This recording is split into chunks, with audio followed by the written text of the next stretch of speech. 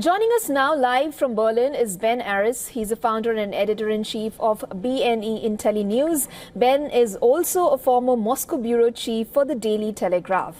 Hi, good to have you with us, Ben. Now, Joe Biden has released a statement confirming Sinwar's elimination as confirmed by DNA tests. He says that it was part of an operation whereby after October 7th last year, he had directed special operations personnel and the United States' intelligence professionals to work side by side with their Israeli counterparts to help locate and track Sinwar and other Hamas leaders hiding in Gaza. Now, Biden also spoke of how there was an opportunity now for a day after in Gaza without Hamas in power. And I'm stressing on this for a political statement that provides a better future for Israelis and Palestinians alike. And may I reiterate here that he spoke of without Hamas being there in power.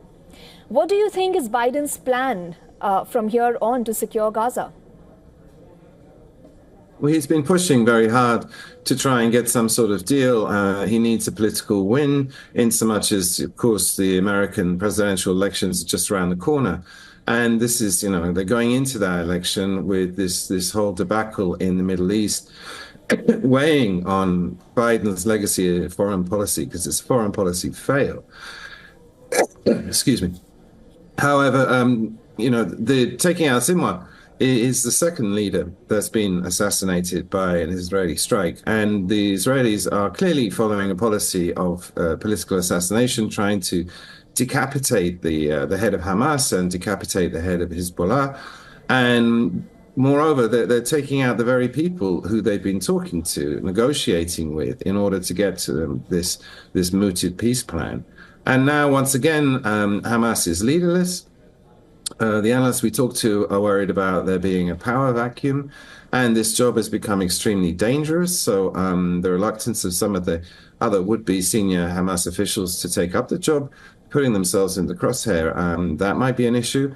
But I think Biden is being disingenuous by suggesting that this is an opportunity to do a deal. I think quite the opposite, that Hamas are going to close ranks. They're going to be angrier than ever. And that a ceasefire deal, and particularly the release of the hostages, is now further away than ever. So you'd say that if any plan that Biden really suggests, there isn't a constructive one. And if there is one, how effective do you think it will be? And will Benjamin Netanyahu actually pay any heed to it?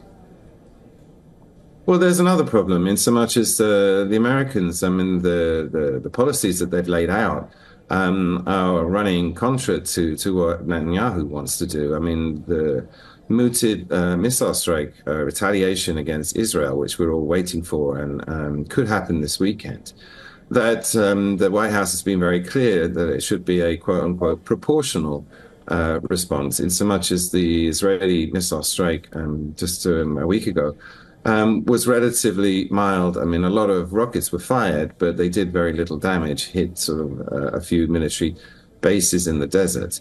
And Israel is, or the speculation is, Israel's going to strike back and take out either the nuclear research facilities that are supposed to be refining uranium, or that they'll hit military targets, and the oil refineries, Iran's oil refinery, which is very significant. And the White House is dead against that because it will see oil prices spike. But Netanyahu said, all right, we take the American comments on board, but we will, quote, do what we want to in Israel's national interest. And so Biden coming up with a plan, I think, the one to listen to is Netanyahu. He's basically calling the shots, and he's acting with impunity, and he's made it clear that he's not being dictated to by the states, and the states actually has very little leverage over him. Right. The White House said last week that they've given Israel a sort of stern 30 days deadline in order to, bring this whole thing to an end. Otherwise, they threaten to reduce arm supplies to Israel. But again, I think that's fairly hollow. Of course, the deadline boots the beyond the elections. And so basically Biden's handed the responsibility for this whole mess off to whoever wins on November 5th, be it Harris, be it Trump. Ben, very quickly before I try and squeeze in another question, do you think a political settlement in Gaza is possible without the Hamas, as Joe Biden suggested? That's very difficult. I mean, it's assuming that Hamas is now leaderless, that, it's effectively been decapitated with this assassination. But I don't think that's true. I mean, terrorist groups are notoriously, multifaceted, multipolar.